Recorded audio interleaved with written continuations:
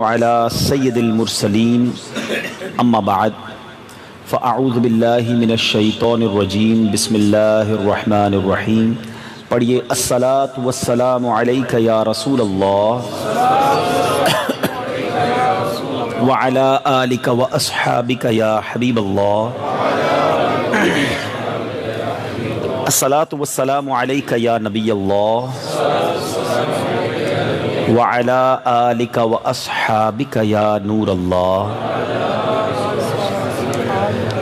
الحمدللہ آج کراچی کے علاقے سول لائنز میں عاشق رسول ہمارے اسلامی بھائی کے گھر پر سنت و برے اجتماع کا سلسلہ ہے. رب کریم ہم سب کا جمع ہونا اپنی بارگاہ میں قبول فرمائے. اس سے پہلے کہ میں بیان کو شروع کروں ایک مدنی پھول دینا چاہتا ہوں. ماشاءاللہ بلڈنگ میں آپ لوگ رہتے ہیں اور آس پاس ہمارے پڑوسی بھی ہوتے ہیں. پڑوسیوں کے حقوق اسلام میں بہت زیادہ بیان ہوئے. ایک بار نبی پاک علیہ الصلوۃ والسلام صحابہ کے سامنے پڑوسیوں کے حقوق بیان کر رہے تھے. صحابی رسول کہتے ہیں کہ نبی پاک نے اتنے حقوق بیان کیے کہ ہمیں شک ہونے لگا کہ پیارے آقا اب تھوڑی دیر بعد پڑوسی کا وراثت میں حصہ بھی بیان فرمائیں گے. اتنا کلوز ریلیشن اور اتنے زیادہ حقوق ہیں. محفل نعت کرنا، اجتماع کرنا، یہ بہت اچھی نیکی ہے، بہت اچھا کام ہے. اللہ اور اس کے رسول کا ذکر کرنا برکتوں والا کام ہے. مگر بعض اوقات ہم سے کچھ مسٹیکس ہو جاتی ہیں. اچھا کام کرنا چاہیے مگر اچھے اور صحیح طریقے سے کرنا چاہیے. ہمارے مائک کی آواز، اسپیکر کی آواز اتنی نہیں ہونی چاہیے کہ اس سے کسی کے آرام میں خلل پڑے یا کسی کی تکلیف میں اضافہ ہو. میں ابھی جب آ رہا تھا تو ہم نے باقاعدہ فون کروایا، کیونکہ میں ایسا آپ ہو سکتا ہے کوئی فیل کر رہا ہو کہ یار اتنی دیر سے عبدالحبیب بھائی آئے، ٹائم دیا ہوا تھا. میں الحمدللہ آپ کے علاقے میں 9 بجے سے آیا ہوا ہوں، مگر مجھے کچھ ملاقاتوں کے لیے اسلام پہ لے گئے. وہ بھی دعوت اسلامی کے لیے تھی، تو ملاقاتیں ہم آس پاس ہی کر رہے تھے. تو مجھے آواز آنے لگی. میں نے کہا کہاں سے آ رہی ہے؟ تو کہا یہ جہاں آپ کا بیان ہے وہیں سے آ رہی ہے. تو میں نے کہا میرا بیان جہاں ہے انہی کو سنانا ہے، یہ پورے محلے کو سنانا ضروری ہے؟ پھر ہم نے فون کر کے کچھ اسپیکر بند کروائے. تو یہ اگر میری آواز جا رہی ہے بلڈنگ والوں تک اور اگر آپ کو تکلیف پہنچی ہے تو میں معذرت کا ہوں. دیکھیں ہر بندہ بعض اوقات یہ نہیں افورڈ کر سکتا. کچھ لوگ جلدی سو جاتے ہیں، کچھ چھوٹے بچے بھی ہوتے ہیں، کچھ بیمار لوگ بھی ہوتے ہیں. اچھا اب لوگوں نے اس کا جس کو کہتے ہیں نا کہ سسٹم ایسا بنا لیا ہے کہ محفل نعت یا اجتماع کے بارے میں کوئی بولتا ہے کہ یار آواز کم کر دیں، تکلیف ہو رہی ہے، تو کہتے ہیں یہ لگتا ہے اس کو محفل سے تکلیف ہے. اس کو محفل سے تکلیف نہیں ہوتی، اس بیچارے کی نیند خراب ہو رہی ہے. شریعت نے اس کو اجازت دی ہے کہ اس کا جو حق ہے وہ آپ سے بات کرے. تو راستے بند کر کے یہ آپ کو سیکھنے کو بھی ملے گا. اور ماشاءاللہ یہ امیر اہل سنت بار بار چینل پر بیان کرتے ہیں کہ روڈیں بند کر کے جو لوگ محفلیں کرتے ہیں، راستے روک کے بند کرتے ہیں، ایسے کام کرنا جس سے مسلمانوں کو تکلیف ہو، وہ تکلیف کے بعد آپ کو ثواب نہیں ملے گا. یہ جتنے بھی ثواب کے کام ہیں نا، یہ جب ہی نیکی والے کام بنیں گے جب یہ شریعت کے طریقے پر ہم کریں. تو انشاءاللہ آئندہ کے لیے بھی نیت کریں. اب جب یہ غور کر لیں، میں یہ محفل نعت اور اللہ اور اس کے رسول کے ذکر کے لیے احتیاط بیان کر رہا ہوں، تو ناچ گانے اور شادیوں اور مہندیوں میں جو تکلیف پہنچاتے ہیں وہ تو پھر اللہ کو کیا جواب دیں گے، وہ خود سوچ لیں. اللہ اور اس کے رسول کے ذکر کو بھی اس طرح نہیں کر سکتے جس سے کسی کو تکلیف ہو.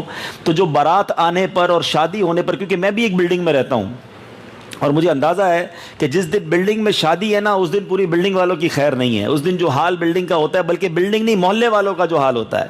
تو تکلیف پہنچا کر خوشی نہیں ملا کرتی ہے، یاد رکھا کرو. تکلیف پہنچا کر نیکی بھی نہیں ملتی اور تکلیف پہنچا کر خوشی نہیں ملتی. دوسروں کو تکلیف میں ڈال کے آپ کون سی خوشیاں منا رہے ہیں؟ کسی کی ہائے لگ گئی، کسی کی بیچارے کی طبیعت خراب ہے، اور آپ اتنی آتش بازی اور اتنا ہلا گلا لوگ کرتے ہیں شادیوں میں کہ ڈر کے لوگ جاگ جاتے ہیں، خوف زدہ ہو جاتے ہیں، بچے اٹھ جاتے ہیں، بیمار بڑی مشکل سے سویا ہوتا ہے اس کی آنکھ کھل جاتی ہے.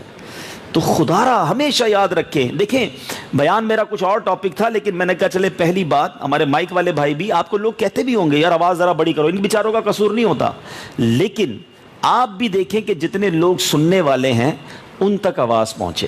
مسجدوں کے مائک کے بارے میں امیر اہل سنت جو ہے نا کئی بار لائیو چینل پر بول چکے ہیں. 4 نمازی ہوتے ہیں اور بہت بڑا مسجد کا مائک کھول کے آپ بیٹھے، لوگوں کے چندے سے الیکٹریسٹی چلتی ہے. مائک کی ضرورت ہو تو مسجد کا مائک کھولا جائے. اچھا اب مسجد میں بیان کرنا ہے اور پورے محلے کو سنانا ہے. جب جمعے کا بیان اور وہاں کوئی ضرورت ہے وہ الگ بات ہے. رات دیر تک محفل کرنا اور اس کی آوازیں دور دور تک پہنچانا اسی وجہ سے لوگ پھر دینی لوگوں سے بدظن بھی ہوتے ہیں کہ دیکھو یار یہ محفل کر رہے ہیں اور ہمیں سونے نہیں دے رہے. تو امید کرتا ہوں میری بات بری بھی لگی ہو تو معاف کر دیجیے گا, صاحب خانہ بھی مجھے معاف کر دیں, مگر یہ میری تنظیمی بھی اور شرعی ذمہ داری ہے کہ کل کسی کو یہ نہ لگے کہ یار دعوت اسلامی والے یہ کرتے ہیں, یہ ہماری اجازت سے نہیں ہو رہا تھا. جو یہ مائک سسٹم کھلا ہوا تھا, مجھے جیسے ہی پتہ چلا میں نے کال کروائی کہ فون کریں اور ان کو کہیں کہ کیوں پورے محلے میں آواز جا رہی ہے, آپ بند کر دیں, جس کو آنا ہے وہ یہاں آ کر سن لینا. ہم زبردستی امپوز کرتے ہیں لوگوں کو ہماری باتیں سنو, یہ درست نہیں ہے. تو امید ہے کہ یہ سیکھنے کو بھی آپ کو ملے گا. اور آپ کے گھر میں شادی ہو, آپ کے گھر میں کوئی بھی فنکشن ہو, حقوق العباد جو ہے نا میٹھے اسلامی بھائیوں, یاد رکھیں حقوق اللہ موسٹ امپورٹنٹ. نماز, روزہ, حج, زکوٰۃ, اٹس ویری امپورٹنٹ. لیکن اگر کوئی شخص حقوق اللہ میں کوتاہی کر رہا ہے نا, تو وہ اس کا اور اللہ کا معاملہ ہے. 70 سال کوئی نماز نہ پڑھے اور ایک بار سچی توبہ کر لے, اللہ قبول فرما لے, اس کی 70 سال کے گناہ معاف فرما دے گا. لیکن کسی نے اگر کسی کو ستایا ہے نا, کسی کا حق دبایا ہے, کسی کا مال دبایا ہے, کسی کا دل دکھایا ہے, کسی پر ظلم کیا ہے, جب تک وہ معاف نہیں کرے گا اللہ بھی معاف نہیں کرے گا. اب یہ بتائیے کون سا زیادہ سینسٹیو معاملہ ہے, کون سا زیادہ مشکل معاملہ ہے؟ حقوق العباد میں ہم توجہ نہیں دیتے. نمازی بھی ہوتے ہیں, روزہ دار بھی ہوتے ہیں, حاجی بھی ہوتے ہیں, بڑے اللہ کے حقوق ادا پورے کر رہے ہوتے ہیں, مگر حقوق العباد میں بعض اوقات جو ہے نا کوتاہی ہو رہی ہوتی ہے. تو پلیز پہلا مدنی پھول آج کے بیان کا یہی لے لیجئے کہ زندگی اللہ کرے ہم ایسی گزاریں کہ ہم لوگوں کے حق تلف نہ کریں, ہماری وجہ سے لوگوں کو تکلیف نہ پہنچے. اللہ مجھے اور آپ کو عمل کرنے کی توفیق عطا فرمائے. درود پاک پڑھنے کے بے شمار فضائل و برکات ہیں. مدینے کے سلطان رحمت عالمیان صلی اللہ تعالی علیہ وسلم کا فرمان ہے, جسے کوئی مشکل پیش آئے اسے مجھ پر کثرت سے درود پڑھنا چاہیے, کیونکہ مجھ پر درود پڑھنا مصیبتوں اور بلاؤں کا ٹالنے والا ہے. سکسیس کی ہمیں آسانی کی چابی دے دی ہے نبی پاک نے. کوئی بیمار بیٹھا ہوگا, کوئی قرضے میں ڈوبا بیٹھا ہوگا, کسی کا کاروبار کا مسئلہ ہوگا, کوئی بے اولاد بیٹھا ہوگا, مجھے جو سن رہے ہیں اپنی مصیبتوں کو یاد کیجئے. سب کے ساتھ کوئی نہ کوئی پرابلم لگی ہوئی ہوتی ہے. فارمولہ دے دیا نبی پاک نے. دوبارہ عرض کرتا ہوں حدیث, جس سے کوئی مشکل پیش آئے, مشکل میں تو سارے ہی ہیں, کوئی نہ کوئی پرابلم رہتی ہے, جس سے کوئی, پیارے آقا نے کوئی اسپیسیفک مشکل نہیں بتائی, what ever problem, what ever calamity, جو بھی مشکل ہے, نبی پاک فرماتے ہیں مجھ پر کثرت سے درود پڑھنا چاہیے, کیونکہ مجھ پر درود پڑھنا مصیبتوں اور بلاؤں کا ٹالنے والا ہے. اور یہ یقین کریں, یہ آزمایا ہوا ہے, یہ مجرب ہے. آپ پڑھ کر دیکھ لیں, آپ اپنے سامنے فیل کریں گے کہ ٹینشن دور ہونے لگ گیا ہے, بیماری سالو ہونے لگ گئی ہے, قرضہ اترنے لگ گیا ہے, کاروبار چلنے لگ گیا ہے. درود پڑھنا ہے کثرت سے, صرف باتیں نہیں کرنی ہاں میں درود پڑھوں گا, شروع کر دیں آپ, اور دل لگا کے پڑھیں, رچ کے پڑھیں. شاعر کہتے ہیں نا, تعویذ ہر بلا ہے صلی علی محمد, ہر درد کی دوا ہے صلی علی محمد صلی اللہ علیہ وسلم. درود پاک محبت اور کثرت سے پڑھنا اپنا معمول بنائیں. اور سبحان اللہ, جو اگلا مہینہ آ رہا ہے وہ تو خاص مہینہ آ رہا ہے نا, آقا کے میلاد کا مہینہ آ رہا ہے. تو میلاد کے استقبال کے لیے میں تو یہ عرض کرنا چاہوں گا, نبی پاک کے لیے کیا تحفہ تیار کر رہے ہو؟ گھر میں کسی کی برتھ ڈے ہو تو سوچتے ہو نا, تحفہ بچے کو بچے کا پسند کا تحفہ, بڑے کو بڑے کی پسند کا تحفہ. نبی پاک کے لیے کیا تحفہ آپ تیار کر رہے ہیں؟ سچی بات تو یہ اوقات تو نہیں ہماری, کیا پیش کریں جانا, کیا چیز ہماری ہے, یہ دل بھی تمہارا ہے, یہ جان بھی تمہاری ہے, سب آقا کا ہی ہے, مگر پھر بھی غلام کچھ تو تحفہ دے. تو بہت سارے تحفے ہیں, اس میں اگر ایک تحفہ یہ آج سے میں بھی گفتگو کر رہا ہوں تو میرے ذہن میں بات آئی ہے, تو میں بھی ڈیسائیڈ کر لوں اور آپ بھی ڈیسائیڈ کر لیں کہ انشاءاللہ آقا کی 12ویں شریف سے پہلے اب کتنے دن رہ گئے ہیں؟ آلموسٹ اگر ہم حساب کریں تو تقریباً 20 دن, آلموسٹ 20 دن ہیں. تو اگر ہم ایک یوں کرتے ہیں کہ قرآن پاک کے 30 پارے ہیں, تو اس نیت سے انشاءاللہ 30,000 مرتبہ درود پاک پڑھ کر نبی پاک کو تحفہ پیش کریں گے. اب یہ کیسے ہوگا؟ تقریباً 1400-1500 درود پاک روز کے آئیں گے. 20 دن ہے نا موٹا حساب, تو 1500 درود پاک میں کتنی دیر لگتی ہے؟ کوئی بہت زیادہ دیر نہیں لگتی. الصلاۃ والسلام علیک یا رسول اللہ, یہ بھی درود پاک ہے. صلی اللہ تعالی علی محمد, یہ بھی درود پاک ہے. 1 گھنٹہ اگر آپ روز دے دیں, صرف 20 دن نبی پاک پر درود کے لیے, سبحان اللہ. جو واک کرتے ہیں وہ واکنگ ٹائم درود ٹائم بنا دیں تو بھی ہو جائے گا. تو آپ 1500 بار روز پڑھ لیں اور 30,000 درود پاک کا تحفہ نبی پاک کو 12ویں شریف والے دن پیش کریں. کیا پتہ نبی پاک عیدی میں اپنا دیدار ہی عطا کروا دیں. جو 30,000 کے ٹارگٹ نہیں بنا سکتا وہ 12ویں کے 12,000 درود پاک کا ٹارگٹ بنا لے. تو آج سے شروع انشاءاللہ درود پاک پڑھیں گے انشاءاللہ. اچھا یہ تو تحفے کے لیے پڑھیں گے نا. دیکھو دنیا کا دستور سمجھو, میمنی میں کہتے ہیں نا ویپاری بنو, ہاں کہ ویپاری ہمارو مشورو نہیں آتا ہے. دنیا میں دستور کیا ہے, ایک غریب, ایک فقیر ایک بادشاہ کے پاس جائے, چھوٹا سا منا سا ڈبیا لے کر تحفہ لے کر جائے اور بادشاہ کو پیش کرے. بادشاہ بھی ڈبی تحفے میں دیتا ہے, غریب اپنی حیثیت سے تحفے میں دیتا ہے, بادشاہ اپنی شان سے عطا فرماتا ہے. دنیا کا دستور ہے. آپ کے پاس جاب کرنے والا کوئی شخص آئے اور آپ کو آ کے کوئی چھوٹا سا تحفہ دے, غریب آدمی ہے, چھوٹی سی تنخواہ ہے, آپ کیا کہتے ہو, یار چلو اس کو میں بڑا گفٹ دیتا ہوں, اس کو کپڑے دلوا دیتے ہو, چیزیں دلوا دیتے ہو, کیونکہ آپ اپنی حیثیت سے دیتے ہو نا. جب ایک غلام, ایک امتی نبی پاک کو چھوٹا سا تحفہ پیش کرے گا تو بتاؤ سرور کائنات کیا عطا فرمائیں گے ہیں. پھر وہاں سے جو عطا ہوگی نا, پھر وہاں سے جو مہربانی ہوگی وہ دیکھنے لائق ہوگی. سیدی اعلیٰ حضرت سے پوچھو, کہتے ہیں کیوں جہاں کے تاجداروں خواب میں دیکھی وہ شے. سیدی اعلیٰ حضرت تو کمال ہی بات کرتے نا, کہتے ہیں تاجداروں سے بھی پوچھ رہے ہیں, ویسے تو دیکھی ہی نہیں ہوگی, خواب میں بھی دیکھی ہے, تو تاجدار کیا نہیں لے سکتا. سیدی اعلیٰ حضرت فرماتے کیوں جہاں کے تاجداروں خواب میں دیکھی وہ شے جو آج جھولیوں میں گدایان در کی ہے. جب آقا عطا فرماتے ہیں تو وہ دیتے ہیں جو تاجدار بھی نہیں سوچ سکتے. تو بہرحال انشاءاللہ کثرت سے درود پاک پڑھیں گے. ایک بار محبت سے درود پاک پڑھ لیں. صلو علی الحبیب صلی اللہ تعالی علی محمد صلی اللہ علیہ وسلم. نبی پاک علیہ الصلوۃ والسلام کی حیات طیبہ یہ ہم سب کے لیے رول ماڈل ہے, اور ہم سب کے لیے ایک ایسی مشعل راہ ہے کہ جتنا سیرت مصطفیٰ صلی اللہ تعالی علیہ وسلم کو پڑھیں اتنا بہت کچھ ہر پہلو سے سیکھنے کو ملتا ہے. آقا کی زندگی کے مختلف ادوار ہیں, پیدائش سے پہلے کے واقعات, عین ولادت کے واقعات, بچپن کے پیارے سے واقعات, جوانی میں نبی پاک کے تجارت کا انداز کیا تھا, اعلان نبوت سے پہلے کی زندگی, اعلان نبوت کے بعد کی زندگی, ہجرت مدینہ کے بعد مدینے کی زندگی. One of the beautiful life. ایسی کوئی زندگی ہمارے سامنے نہیں ہے جو نبی پاک نے گزاری. میں آج صرف پیارے آقا کی حیات طیبہ کے 3 سال, 5 سن ہجری, 5 سن نبوی سے لے کر 8 سن نبوی تک, آلموسٹ 4 سال بنتے ہیں, اس بارے میں بات کریں گے. اس پہلو پر تھوڑی سی کم بات ہوتی تو ہے, لیکن اس ٹاپک پر تھوڑی سی بات کم ہوتی ہے کہ یہ جو اعلان نبوت کے بعد کا وقت تھا. پہلے تو یہ دیکھیے کہ نبی پاک علیہ الصلوۃ والسلام نے 40 سال کی عمر مبارک میں اعلان نبوت فرمایا. پہلی وحی جو نازل ہوئی وہ نبی پاک کی عمر مبارک کتنی تھی؟ 40 سال. تھوڑا ریپیٹ کریں گے تو یاد بھی ہو جائے گا, بچوں کو پتہ ہونا چاہیے.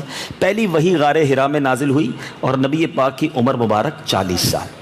پیارے آقا علیہ الصلوۃ والسلام نے جو مدینہ شریف ہجرت کی نا, وہ جب نبی پاک کی عمر مبارک تھی 53 سال, 13 سن نبوی. اصل میں نا یہ بھی سمجھنا ہوگا, اعلان نبوت کے بعد جتنے سال ہیں وہ سن نبوی کہلائے, ہجرت کے بعد جو سال ہیں وہ ہجری سال کہلائے. آج جو ہم 1441 1442 جو بات کرتے ہیں نا, یہ ہجرت کے بعد والے سال ہیں. یعنی جس دن نبی پاک نے ہجرت کی اس دن سے ایک نیا کیلنڈر وجود میں آ گیا, دنیا میں ایک نیا کیلنڈر وجود میں آیا اور وہ ہجری سال کہلایا. یہ کون سی ہجرت تھی؟ یہ ہجرت مدینہ تھی, جس کے بعد سے دنیا میں یہ کیلکولیشن آ گئی. ٹھیک ہے, یعنی اگر کوئی پوچھنا چاہتا ہے کہ نبی پاک کی ہجرت کو کتنے سال ہو گئے تو 1441 سال ہو گئے. ٹھیک ہے, اب آتے سن نبوی کی بات کرنی ہے مجھے آج. اعلان نبوت ہوا, اب سن نبوی شروع. پہلے 3 سال تک بڑا چھپ کر, جس کو آپ کہیں کہ ایک چند کمروں کے اندر اسلام کی بات ہوتی تھی, کھل کے بات نہیں ہوتی تھی, کیونکہ بڑا ایک ڈر, خوف, وہ سامنے سے ظلم تھا. 3 سال تک تو چند ہی صحابہ ہوئے, یعنی لیس دین 40 لوگ ایمان لائے ودن 3 ایئرس. حالانکہ نبی پاک وہ ہیں کہ جنہوں نے 40 سال سے پہلے جو لائف گزاری نا, وہ ایسی لائف گزاری کہ پیارے آقا پورے اس معاشرے کے لیے رول ماڈل تھے. آپ صادق کہلاتے تھے, آپ امین کہلاتے تھے, لوگ اپنی امانتیں بھی آپ کے پاس رکھتے, فیصلے آپ سے کرواتے. نبی پاک نے ایک فیصلہ اتنا, ویسے بہت سارے فیصلے میرے آقا نے فرمائے, ایک ایسا فیصلہ فرمایا کہ آج بھی سنتے ہیں تو ایمان تازہ ہو جاتا ہے. عرب کے لوگوں کے اندر بات بات پہ تلوار نکالنے کا ذہن تھا, خون ریزیاں کرتے تھے. کعبہ شریف کی تعمیر دوبارہ سے ہوئی, اور چونکہ پانی وغیرہ آ گیا تھا اور اس کی مخدوش حالت تھی, تو دوبارہ جب کعبے کی ایک ری بلٹ رینوویشن کی گئی تو اس میں جناب یہ ٹیگ، اب سردار، بہت سارے سردار تھے، کفار بھی کعبے کو مانتے تھے کیونکہ بت رکھے ہوئے تھے ان کے، تو اب ان لوگوں نے، کفاران قریش میں یہ جھگڑا ہو گیا کہ حجر اسود کون رکھے گا. حجر اسود کو اب دوبارہ نصب کرنا تھا، تو لوگوں نے کہا ہمارا قبیلہ رکھے گا، دوسرے نے کہا ہمارا رکھے گا، تیسرے نے کہا ہمارا رکھے گا، اور اتنا جھگڑا بڑھ گیا کہ عرب کے اندر ایک انداز ہوتا تھا کہ خون کے اندر انگلیاں ڈال کر قسم کھائی جاتی تھی کہ اب ماریں گے یا مر جائیں گے، کام ہمارا ہونا چاہیے. اب یہ خون کے اندر انگلیاں ڈال کر بھی قسمیں کھا لی گئیں کہ اب جناب کچھ بھی ہو جائے، اگر ہمارے قبیلے کو حجر اسود نہیں اٹھانے دیا گیا، ہم سامنے والے کو مار دیں گے. اب جناب بڑا جب جھگڑا بڑھ گیا تو ایک صاحب نے رائے دی کہ ایسا کرو بھائی، لڑائی نہ کرو، صبح فجر کے بعد جو بھی حرم میں کعبے میں سب سے پہلے آ جائے اس سے ہی جو فیصلہ کہے کروا لینا، لڑائی جھگڑے کا فائدہ نہیں ہے. اللہ کا کرنا ایسا ہوا، ارلی مارننگ سب سے پہلے جو حرم میں داخل ہوئے نبی پاک علیہ الصلوۃ والسلام داخل ہوئے. یہ اعلان نبوت سے پہلے کی بات ہے، یہ یاد رکھیے گا. پیارے آقا داخل ہوئے تو عرب کے لوگوں نے کہا یہ تو صحیح آدمی ہے، ویسے ہی صادق ہیں، امین ہیں، سچ بولتے ہیں، امانتیں بھی، یہ انہی سے فیصلہ کرواتے ہیں. تو نبی پاک علیہ الصلوۃ والسلام نے فرمایا ایسا کرو، ایک بڑی سی چادر لاؤ. حجر اسود کو اس چادر کے درمیان رکھا گیا. کون کون سا قبیلہ دعوے دار ہے کہ مجھے حجر اسود رکھنا ہے؟ 4-5 قبیلے والے کھڑے ہو گئے. کہا اپنا ایک ایک سردار مقرر کرو، نمائندہ. سب نے ایک ایک نمائندہ مقرر کیا. ان 4-5 سے کہا گیا چادر کا کونا پکڑ لو. سب نے چادر کا کونا پکڑا. حجر اسود اس چادر کے بیچ میں اٹھا کر لے کر گئے جہاں تک حجر اسود لے جانا تھا. نبی پاک نے اپنے ہاتھ سے اٹھایا اور حجر اسود کو اپنی جگہ پر رکھ دیا. کوئی جھگڑا نہیں ہوا، کوئی معاملہ نہیں ہوا. ایوری بڈی ہیپی کہ ہم بھی شریک تھے اٹھانے میں، اور آقا علیہ الصلوۃ والسلام نے اپنے ہاتھوں سے ہی جنتی پتھر کو اپنی جگہ پہ رکھا. یعنی میں سمجھانا یہ چاہ رہا ہوں، سینیریو بتانا چاہ رہا ہوں کہ وہ وقت تھا ایوری بڈی ریسپیکٹ ہم، سب ان کی عزت کرتے تھے، سب تعظیم، سب اچھا بڑا مانتے تھے. اب حکم ہوا، پہلی وحی نازل ہوئی کہ اللہ کی طرف بلاؤ، ایمان کی دعوت دو. نبی پاک کوہ صفا پر کھڑے ہو گئے، لوگوں کو جمع کیا، کہا بتاؤ میں کون ہوں. لوگوں نے کہا آپ صادق ہیں، آپ امین ہیں. نبی پاک نے فرمایا اگر میں کہوں کہ ابھی صفا کے پیچھے ایک لشکر ہے جو حملہ آور ہونے والا ہے تو تم کیا کہو گے؟ تو لوگوں نے کہا کہ حضور آپ کہہ رہے ہیں تو ٹھیک ہی کہہ رہے ہیں، آپ سچ ہی کہتے ہیں، آپ کو تو ہم نے جو ہے وہ ہمیشہ سچا پایا ہے، امین پایا ہے. اب نبی پاک علیہ الصلوۃ والسلام نے جب یہ فرمایا کہ تو سن لو، اگر تم مجھ پر ایمان نہ لائے تو سخت عذاب ہوگا، اللہ کی طرف بلایا، ان کے بتوں کا انکار کیا اور وحدہ لا شریک کی بات کی. اب جب یہ بات کی تو ایوری بڈی بیکم اینیمی، دشمن ہو گئے.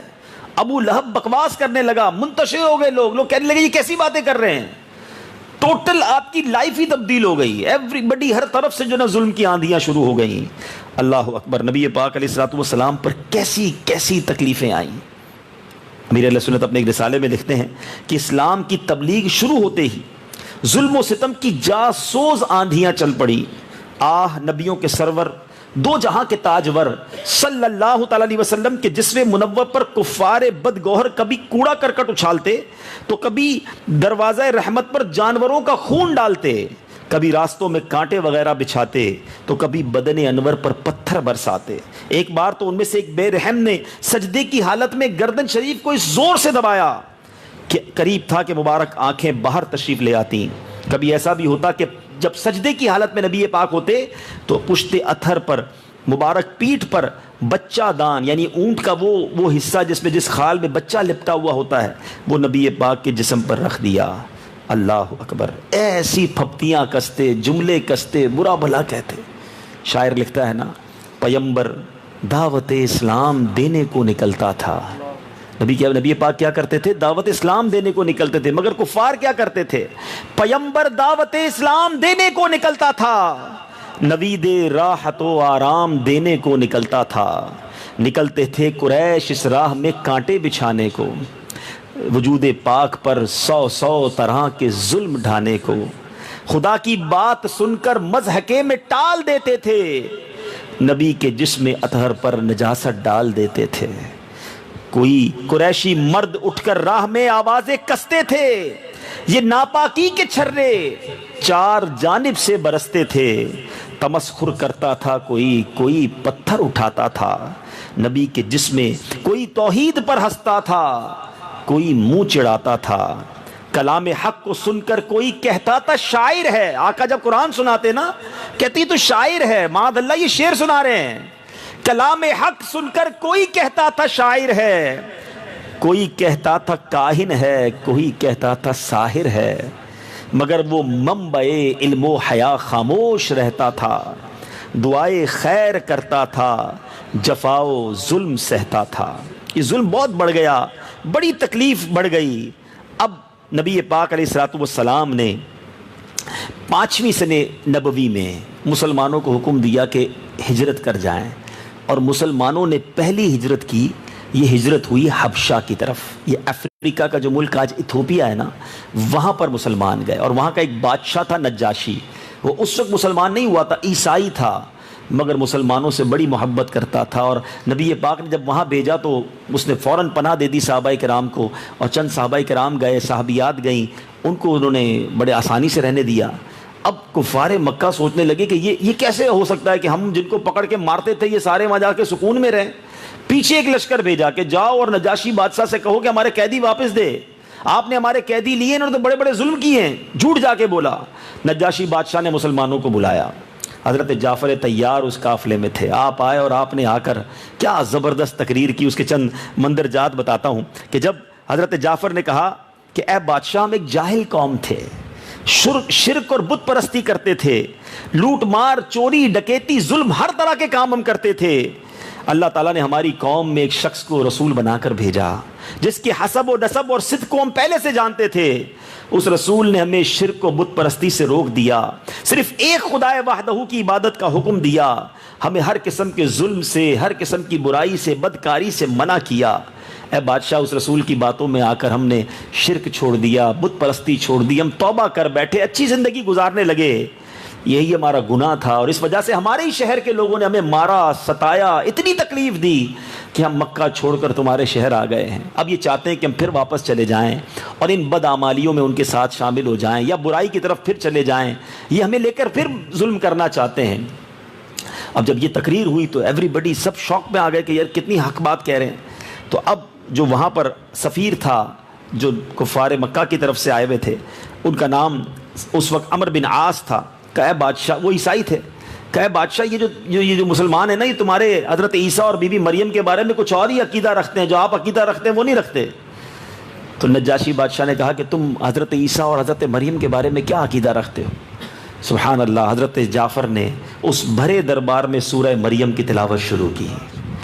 آپ نے بتایا کہ ہمارا عقیدہ یہ ہے کہ حضرت عیسیٰ اللہ کے بندے اور رسول ہیں, حضرت مریم کے بیٹے ہیں, حضرت مریم ایک پاک روح ہے, حضرت عیسیٰ بغیر والد کے پیدا ہوئے ہیں مگر اللہ کے بندے اور رسول ہیں. اور جب قرآن کی تلاوت سورہ مریم کی گئی, اللہ اکبر, وہ نجاشی کہتا ہے کہ بلا شبہ انجیل اور قرآن یہ دونوں ایک ہی ہدایت کے, ایک ہی آفتاب ہدایت کے دو نور ہیں, اور یقیناً حضرت عیسیٰ علیہ الصلوۃ والسلام خدا کے بندے اور رسول ہیں. اور میں گواہی دیتا ہوں کہ بے شک حضرت محمد مصطفیٰ صلی اللہ تعالی علیہ وسلم اللہ کے رسول ہیں, اور یہ وہی رسول ہیں جن کی بشارت حضرت عیسیٰ نے دی ہے. نجاشی بادشاہ کا دل محبت مصطفیٰ میں لبریز ہو گیا, کفار مکہ کو بھگا دیا اور مسلمانوں کو زبردست طریقے سے پناہ دی. یہ وہ سال تھا جب مسلمانوں کو کچھ سکون ملا, مگر ابھی بھی تعداد تھوڑی تھی.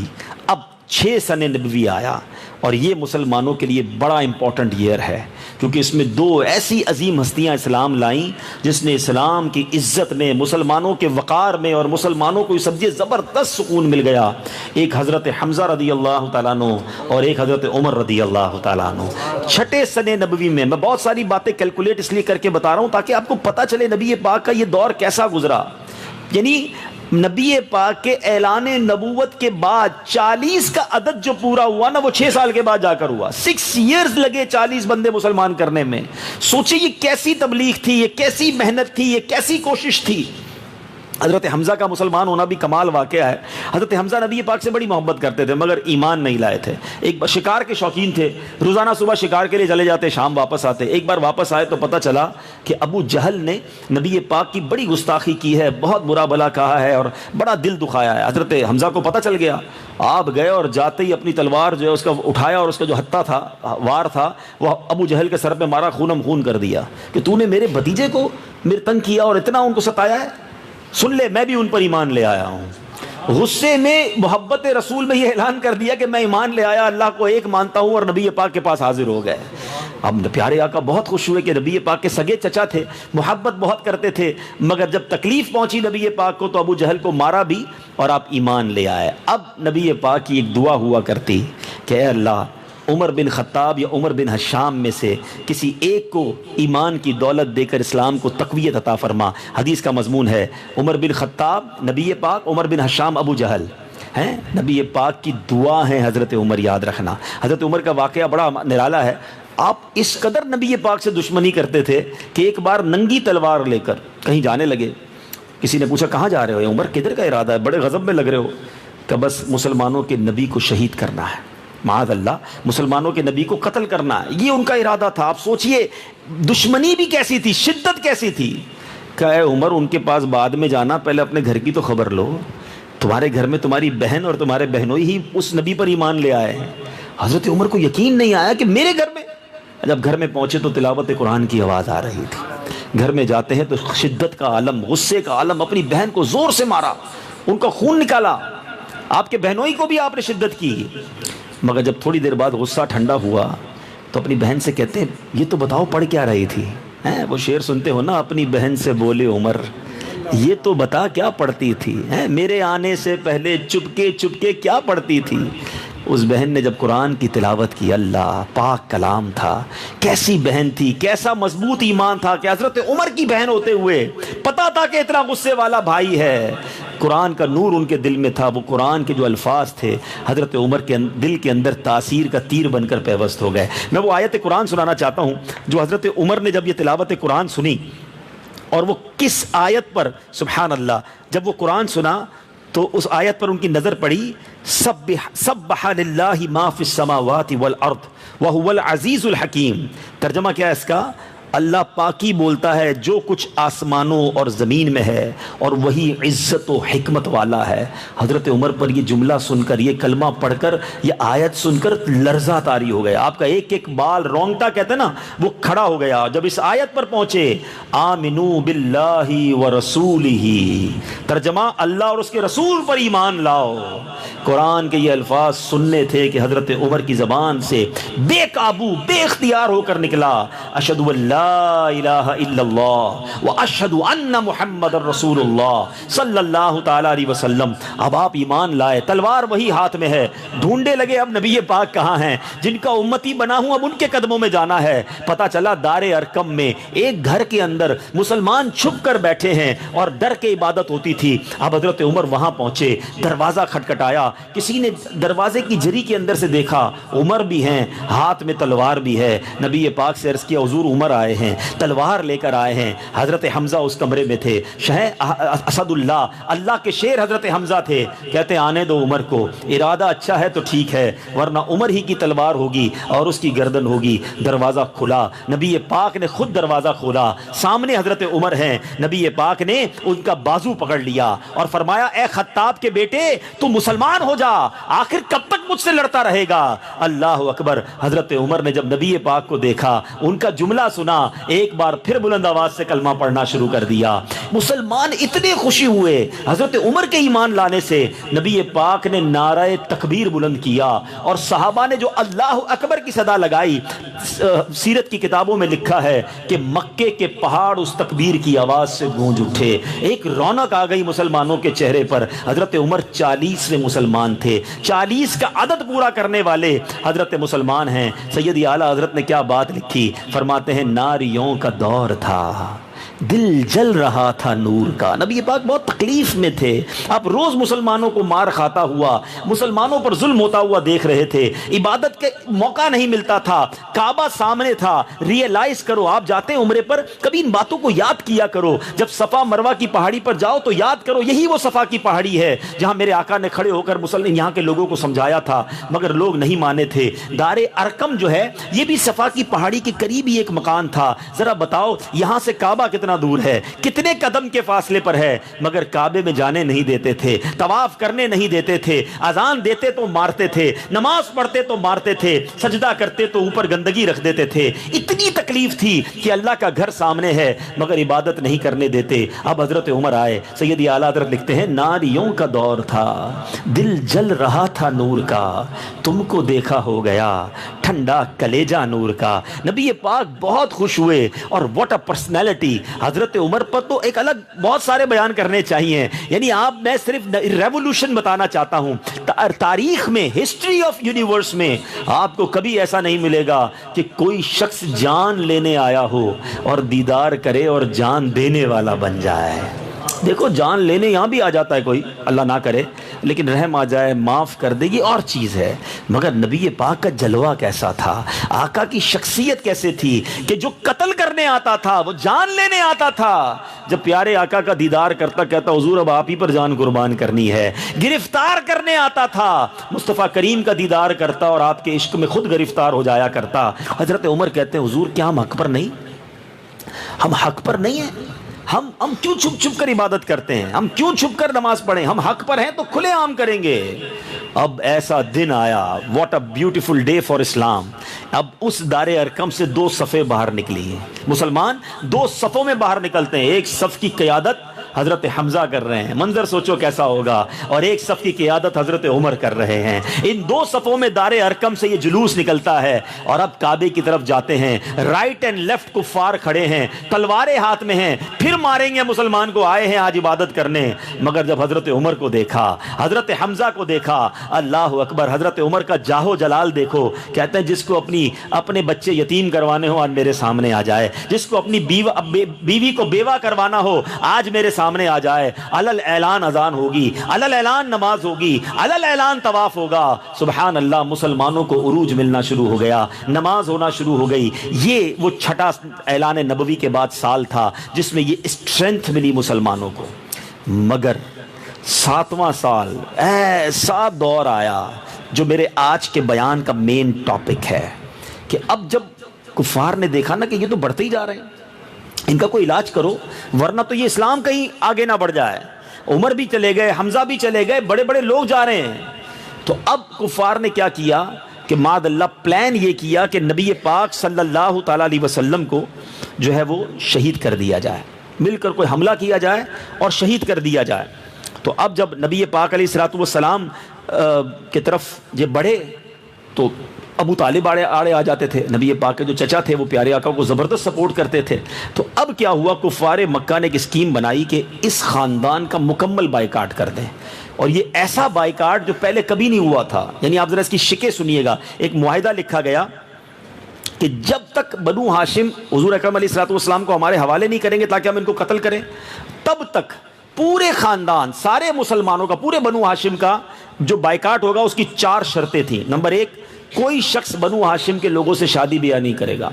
نمبر 2, کوئی شخص ان کے ہاتھ میں سامان کوئی خرید و فروخت نہیں کرے گا. نمبر 3, کوئی شخص ان سے میل جول بھی نہیں کرے گا, سلام بھی نہیں کرے گا, ملاقات بھی نہیں کرے گا. اور نمبر 4, کوئی شخص ان لوگوں کے پاس کھانے پینے کا سامان بھی لے کر نہیں جائے گا. یہ معاہدہ لکھا گیا اور کعبے کے اوپر لٹکا دیا گیا. اب جب ایسا کچھ ہوا تو ابو طالب نے نبی پاک علیہ الصلوۃ والسلام اور آپ کے تمام مسلمانوں کو, خاندان والوں کو لے کر ایک گھاٹی میں چلے گئے. چاروں طرف پہاڑ ہوتا ہے, بیچ میں جو جگہ ہوتی ہے اس کو گھاٹی کہتے ہیں. اس کو کہا گیا شاب ابی طالب, ٹھیک ہے, شوب کہتے ہیں عربی میں. اور ہوا کیا کہ کچھ لوگ جو کافر تھے حالانکہ, لیکن ان کا بھی خاندان یہی تھا, انہوں نے بھی خاندانی حمیت میں, خاندان کے محبت میں وہ بھی ان کے ساتھ شاب ابی طالب چلے گئے. مگر اب جو یہ 3 برس گزرے ہیں, اللہ اکبر, کوئی اناج کا دانہ اندر نہ آنے دیتے, کسی سے ملاقات کے لیے اندر نہ آنے دیتے. یہ 3 سال مسلمانوں کے بچے بھوک اور پیاس سے جو تڑپے ہیں, اللہ اکبر, مسلسل 3 سال یہ پورا گروپ جو تھا مسلمانوں کا یہ اس قدر تکلیفیں جھیلتا رہا کہ آپ کو میں کیا بتاؤں. میں کچھ اشعار کے ذریعے وہ بات بتانا چاہتا ہوں کہ مسلمانوں کے اندر یہ تکلیف کیسی تھی, کھانے پینے کے معاملات کیسے تھے. ایک شاعر نے یہ تمام بات جو ہے وہ اشعار کے اندر لکھی ہے, ذرا سوچئے گا. وہ لکھتے ہیں, وہ بھوکی بچیوں کا روٹ کر فی الفور من جانا, خدا کا نام سن کر صبر کی تصویر بن جانا, تڑپنا بھوک سے کچھ روز آخر جان کھو دینا, दुआओं का फलक को, वो माओं का फलक को देख कर चुपचाप रो देना। रज़ाओ सब्र से दिन कट गए उन नेक बख्तों के कि खाने के लिए मिलते रहे पत्ते दरख्तों के। गुजारे 3 साल इस रंग से ईमान वालों ने, दिखा दी शान इस्तिकलाल अपनी आन वालों ने। यहाँ हाल ये था, साद बिन नबी वकास कहते हैं कि एक रात मुझे बहुत भूख लगी, मैं रात को ढूंढने लगा कुछ खाने को, तो मुझे सूखा हुआ चमड़ा कहीं से मिला। मैंने उसको धोया, उसको कूटा, उसको पानी में मिलाया और उसको आग पर थोड़ा पहले भूना और फिर पानी में मिलाकर सत्तू की तरह मैं उसको पेट पी गया और पेट की आग बुझाई। पत्ते खाए मुसलमानों ने, बच्चे रात रात भर भूखे रोते रहते मगर एक दाना आने ना देते। शायर लिखते हैं ना कि बड़ी सख्ती से करते थे कुरैश उस घर की निगरानी, न आने देते थे गल्ला ताहद इम्कानी। कोई गल्ले का सौदागर अगर बाहर से आ जाता तो रस्ते ही में जाकर बू लहब कम बख्त बहकाता। पहाड़ों का दर्रा एक किलाए महसूर था गोया, खुदा वालों को फाको मारना मंजूर था गोया। रसूलुल्लाह लेकिन मुतमईन थे और साबिर थे, खुदा जिस हाल में रखे उस हाल में शाकिर थे। अब मीठे इस्लामी भाइयों, ये माहिदा और ये सब चीज़ें ख़त्म कैसे हुई, ये भी अल्लाह की शान और नबी पाक का मौजज़ा है। वो जो मुआहिदा था ना, उसको दीमक ने जाकर खाना शुरू किया और आहिस्ता आहिस्ता उस मुआहिदे पर जो कुछ लिखा था, जिधर अल्लाह का नाम लिखा था वो बच गया, बाकी सारा मुआहिदा दीमक ने खा लिया। अच्छा, अब किसी को तो पता नहीं था, ये तो सब शाबे अबी तालिब में थे। जिब्रील अमीन ने आकर नबी पाक को खबर दे दी कि वो मुआहिदा जो है वो ख़त्म हो चुका है, उसके ऊपर अब कोई इबारत बाकी नहीं है। प्यारे आका ने अबू तालिब को कहा कि आप कुफ़ार को कहिए कि वो मुआहिदा मुझे अल्लाह ने बता दिया है, मुझे पैगाम आ गया है कि वो अब बाकी नहीं है। अगर मेरी बात गलत हो तो फिर आप मुझे इनके हवाले कर देना, और अगर मेरी बात सही हो तो ये मुहासरा ख़त्म किया जाए। हज़रत प्यारे आका अलैहिस्सलाम की बात सुनकर अबू तालिब ने अहले कुरैश को बुलाया और कहा कि देखो वो मुआहिदा जो है मेरा भतीजा कहता है कि उसको ये वही आई है, उसको ये मालूम हुआ है कि वो मुआहिदा डेमोलिश हो गया है, ख़त्म हो गया है, अल्लाह के नाम के सिवा कुछ बाकी नहीं है। वो हंसने लगे, ये कैसे हो सकता है? कहा देख लो, अगर ये बात गलत है तो ठीक है, हम उनको आपके हवाले कर देंगे। जब वहाँ गए और देखा तो वाकई ऐसा ही था, वो पूरी इबारत जो है वो सब ख़त्म हो चुकी थी, सिर्फ अल्लाह का नाम बाकी था। अब ये जो मुहासरा